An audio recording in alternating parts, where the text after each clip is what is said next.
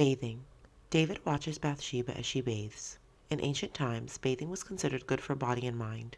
The Bible encourages bathing as a ritual of cleansing and purification. After washing and drying, it was customary for women to rub scented oil into their skin. This clay figure of a woman bathing dates back to about 1000 BCE. Bathsheba washes herself and combs her long hair. David and Bathsheba.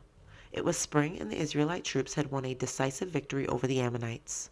They were now besieging the walled town of Ramah under their commander-in-chief, Joab. David had stayed behind in Jerusalem not far away. One evening he was walking on the roof of his palace, deep in thought. Suddenly he noticed a beautiful woman not far away. She was washing herself and combing her long, dark hair. David gazed at her, entranced. He asked his attendant to find out who she was. "Isn't she Bathsheba, the daughter of Eliam and the wife of Uriah the Hittite?" he replied. Although she was the wife of one of his most loyal soldiers, David sent for her and courted her with sweet words. And soon she told him that she was carrying his child. At once David sent a messenger to summon Uriah back from the battlefield. He came to the palace and told David what was going on in Ramah. David listened, thanked him, and sent him home for the night. But the next morning when he got up, he discovered that Uriah had slept on the floor at the entrance to the palace with the servants. When David asked him why, Uriah replied, "My master, Joab, and all his men are in their camp, ready to risk their lives for our country. How could I go home to eat and drink and lie with my wife? I would never do such a thing." David persuaded Uriah to stay for another day. They drank wine together and talked late into the night. Once again, Uriah slept on the palace floor. But David could not sleep. He got up as soon as the first hint of daylight crept through his window and went up to the roof of the palace. It was his favorite place to think things out. Pacing up and down, he remembered the first time he had seen Bathsheba. And then he made up his mind. He went down and wrote a letter to Joab, asking him to put Uriah in the front line of battle, where the fighting would be fiercest. David sealed the letter and put it into Uriah's hands, telling him to take it to Joab. Uriah was to deliver his own death warrant. When Joab received the message, he carried out David's orders, and when the Israelite troops attacked the city, Uriah died alone in the first moments of battle. Bathsheba heard that her husband had died, and she grieved deeply for him. But after the time of mourning was over, she agreed to marry David, and before long gave him a baby son. But the Lord had seen all this and was not pleased. He sent the prophet Nathan to David to show him how badly he had behaved. Nathan told David a story.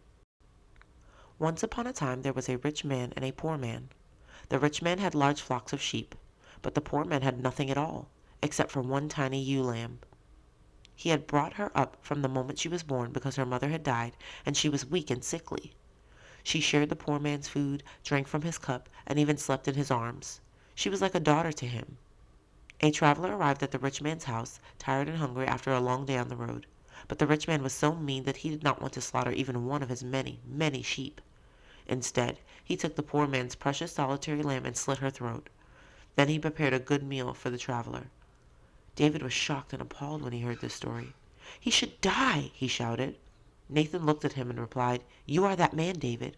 You were anointed king of Israel and given everything. You struck down Uriah the Hittite and took his wife to be your own. Why did you despise the word of the Lord by doing what is evil in his eyes?" "I have sinned against the Lord," David replied.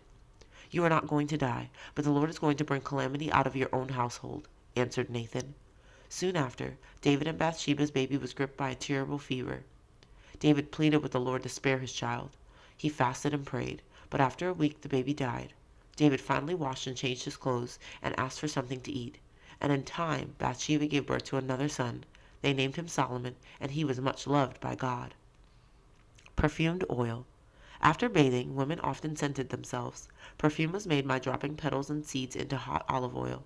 This was strained and left to cool, creating a sweet-smelling fragrance that was bottled to wear on special occasions. Just as David had hoped, Uriah is killed in battle. Understanding the story. The 10 Commandments applied just as much to King David as anyone else. When he commits adultery with Bathsheba and arranges Uriah's death, God is angry at his immorality.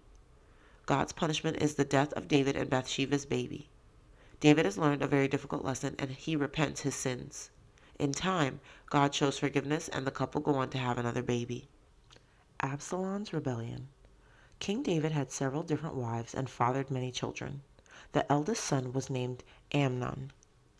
When he became a man, Amnon fell in love with his half-sister Tamar. She was young and beautiful and the daughter of Maacah, whom David had married when he was king of Judah. But he knew that his love was hopeless and that, according to the law of Moses, he could never marry her.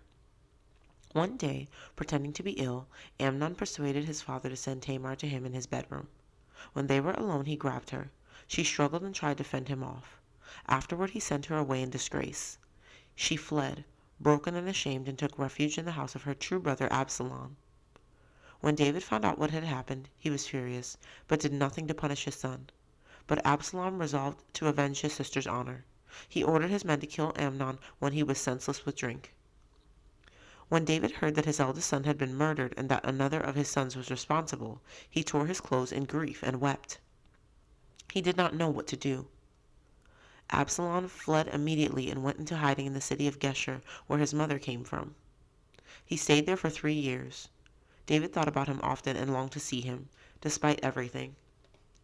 Finally, Absalom was allowed to return to Jerusalem. By now, Absalom was a very handsome young man with long dark hair that curled around his shoulders.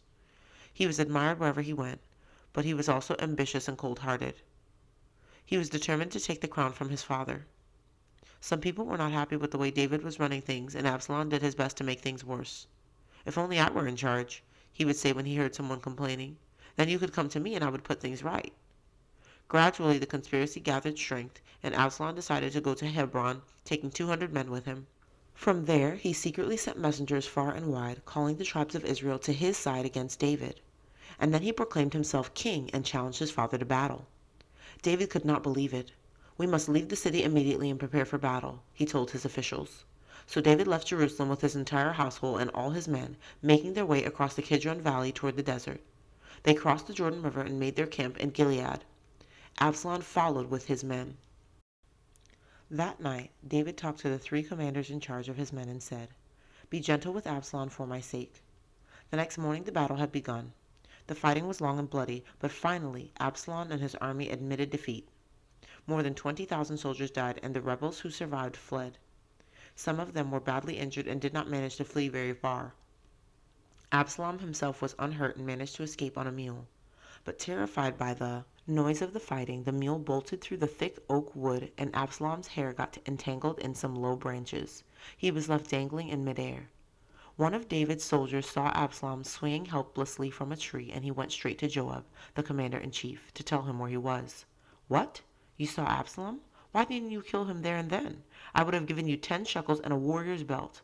But the soldier replied, "I would not have lifted a hand against the king's son, even if you gave me 1,000 shekels. The king told us to be gentle with Absalom for his sake." So Joab stormed off, taking 3 javelins with him, and headed straight for the tree where Absalom was hanging. Without hesitating, he plunged all 3 of the javelins deep into Absalom's heart. 10 of his armor-bearers finished him off. They took his body and buried it in a big pit in the middle of the forest and covered it with rocks. When David heard the news of his son's death, he wept. "Oh, my son Absalom," he cried, "if only I had died instead of you." Hair. It was normal for the men and women of Canaan to keep their hair long. This carving shows an Assyrian man with a typically long hairstyle. Hair was often tightly curled into braids. Hollow head. During the Bronze Age, javelins were made by fitting a spearhead into a metal cast with a hollow socket to take the shaft. By the time of David, metalworking had developed and stronger iron heads were used. Understanding the story.